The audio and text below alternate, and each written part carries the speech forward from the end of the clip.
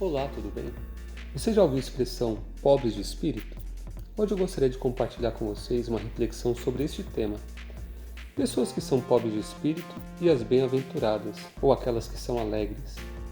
Existem vários conceitos sobre o que é alegria, felicidade, bem-estar, e acredito que você também tem uma opinião sobre esse assunto. Porém, eu quero pensar com vocês a partir de uma exposição de Jesus que está registrada em Mateus 5, apenas o versículo 3. Preste atenção. Bem-aventurados os pobres de espírito, porque deles é o reino dos céus. Você já ouviu essa expressão também? Bem-aventurado? Vamos entender melhor o que essa palavra significa? No latim, essa palavra assemelha-se a beatus, que significa alegria perfeita e divina, ou seja, aquela alegria que transcende a experiência humana. Para os gregos, essa expressão era o nome de um lugar conhecido como a Ilha das Bem-aventuranças, local de recompensa no pós-morte, onde as pessoas de grande fama, como heróis, poetas, aqueles de alma nobre, que conquistavam grandes destaques na sociedade e deixavam seu nome marcado na história, iriam após morrer. Porém, a alegria ou a bem-aventurança que Jesus expõe é a contramão do pensamento do seu tempo, pois a cultura grega e helenística ainda exercia grande influência em seus dias. Jesus começa descrevendo a lista dos alegres ou bem-aventurados como uma expressão que nos é muitas vezes lembrado como algo medíocre. Pobres de espírito é uma expressão geralmente usada para descrever pessoas medíocres e até desprezíveis em nossa cultura. Mas não é só sobre essa perspectiva que Jesus está falando. Outro ponto interessante é que Jesus chama a atenção para o espírito. A Bíblia, em 1 Tessalonicenses 5:23, fala sobre 3 partes que compõem o ser humano, e essas são o espírito, a alma e o corpo. Essa ordem traz uma reflexão que é também a contramão da nossa escala de valores. Embora a nossa tendência é sempre se atentar para o cuidado do corpo em primeiro lugar. Depois, a alma. A alma também é descrita como psique no grego, que nos traz a compreensão sobre o psiquismo humano, e só por último, em muitos casos, é que pensamos no espírito. Na teologia, o espírito é visto também como a sede por meio da qual podemos estabelecer a comunhão com Deus. Pare um pouco e reflita na sua escala de valores. Seu esforço maior está na atenção do corpo? Você dedica tempo e atenção para cuidar da sua alma?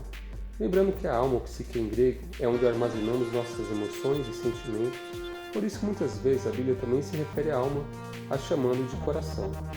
Note que em sua agenda é bem provável que, em último lugar, você pare para pensar no espírito. E quando Jesus começa a descrever o que é ser bem-aventurado, ele prioriza os pobres de espírito. Por que ele usa essa situação de pobreza? Será que Jesus está fazendo apologia à miséria? Eu não acredito nisso. Então por que será?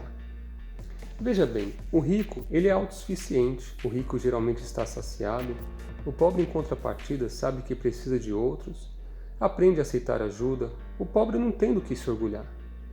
É óbvio, é claro que em nossa realidade isso não é bem assim, pois existem pobres que são muito orgulhosos e existem também ricos que são humildes. Jesus faz essa distinção em Apocalipse 3,17, quando ele se dirige a uma igreja que tinha um povo rico financeiramente, porém se tornaram orgulhosos.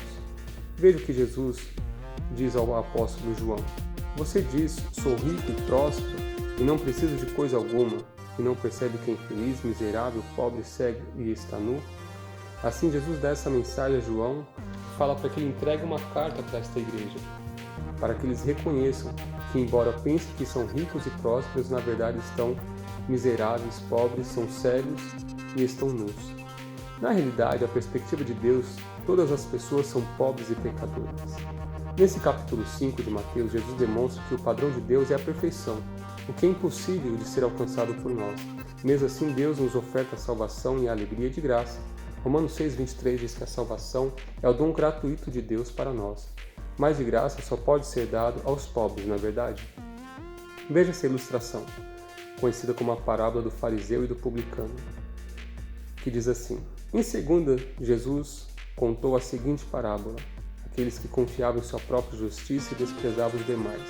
2 homens foram ao templo orar, um deles era um fariseu e o outro cobrador de impostos.